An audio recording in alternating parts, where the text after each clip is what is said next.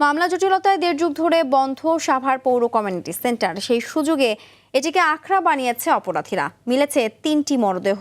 এসব ঘটনায় আতঙ্কিত পৌরবাসী। আইনশৃঙ্খলা বাহিনীর টহল, সিসিটিভি বসানো সহ দ্রুত সেন্টারটি সংস্কারের দাবি তাদের। সাভার থেকে জিয়াউর রহমান জিয়ার পাঠানো তথ্যচিত্রে বিস্তারিত জানাচ্ছেন আবরার মাহি।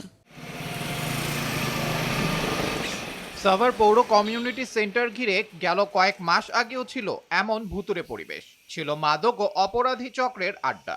সেখান থেকে পরপর দুটি অজ্ঞাত মরদেহ উদ্ধারের পর নড়ে চড়ে বসে পৌর কর্তৃপক্ষ, জেলা পরিষদ ও প্রশাসন। শুরু হয় পরিষ্কার পরিচ্ছন্নতার কাজ। রাতে ব্যবস্থা করা হয় আলোবাতি। এরপরও বন্ধ হয়নি অপরাধ কার্যক্রম। গত 19 ডিসেম্বর পাওয়া যায় অজ্ঞাত আরও একটি মরদেহ। একের পর এক এমন ঘটনা জনমনে বাড়িয়েছে আতঙ্ক। এক একের দুইটা লাশ পড়ছে। তারপর জঙ্গল পরিষ্কার হওয়ার পরে এখানে আবার একটা লাশ পাওয়া গেছে।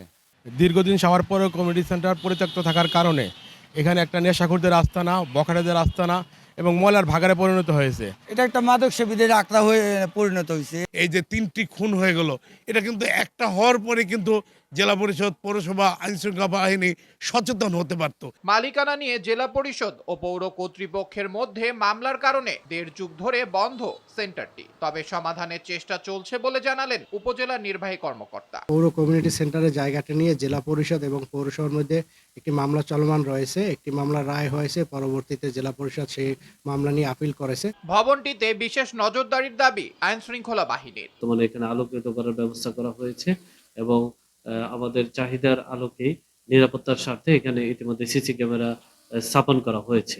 পরিত্যক্ত সেন্টারটি নতুন করে ব্যবহার উপযোগী করতে দ্রুত মামলা নিষ্পত্তির দাবি পৌরবাসীর। আবরার মাহি, RTV।